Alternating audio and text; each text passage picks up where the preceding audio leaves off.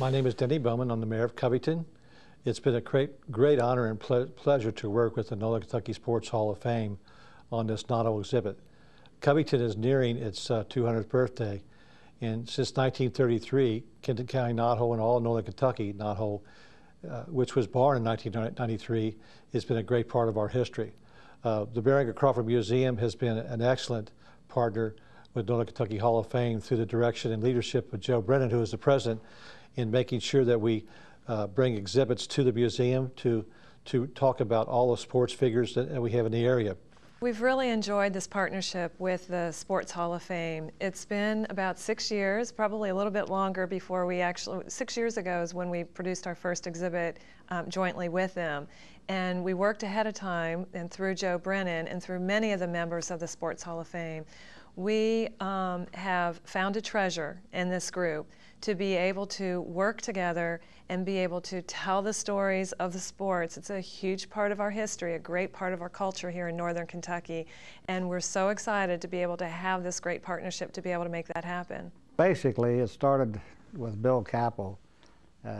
He had the Carr Brothers 1939 World Championship softball team, and he had the uniform, a lot of the souvenirs and that he had.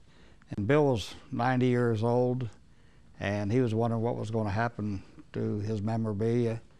And I happened to mention it to Laurie Raish and Tom Fricke at the museum, and they said they'd like to see it. So they went down to his house and looked at it. And to make a long story short, they came up, and that was the first exhibit we did with the sports at the museum. And that was so successful that they wanted to do another one. So about every 2 years we do another sports exhibit, and each one seems to be more popular than the other one, so they just keep going and going. When you think about what's in a museum and what people like to come to see at a museum, and sports oftentimes is something that's left out of a lot of museums, and we took that forefront. We took that leap of faith. We worked, with the Sports Hall of Fame and Joe, with a lot of persuasion from the group, saying, you know what, sports is really part of our history, part of our culture, and can we do this at the museum? And we stepped in and we thought, he's absolutely right. That is part of the culture. And I think what these exhibits have done is showcase the importance that the sports have played in the development, especially the youth, but the development of the youth in turning into the leaders of our community of today too. So we see it as a great way to introduce new people. It brings in a new audience to the museum. It brings in a new concept of what the museum is all about. We wouldn't be able to do it at all without the museum. When we started the first exhibit at the museum, they said, well, most museums do not do sports. And after we did Bill Capel's sports with the 1939 Carr Brothers team, like I said, they've been doing them like every 2 years.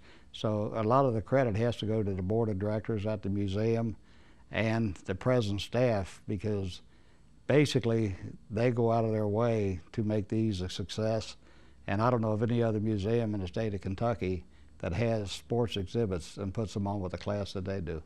Well, the museum has just turned 60 years old, so it's been in the community for a while.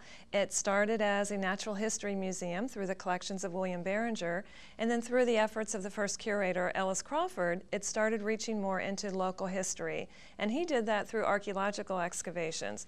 We've continued that tradition by reaching out into the community and bringing in all the other treasures that are there that exist in our community, from the people, from the buildings, from the artifacts, from everything that can tell a piece of the story that makes up our community of Northern Kentucky that we call home.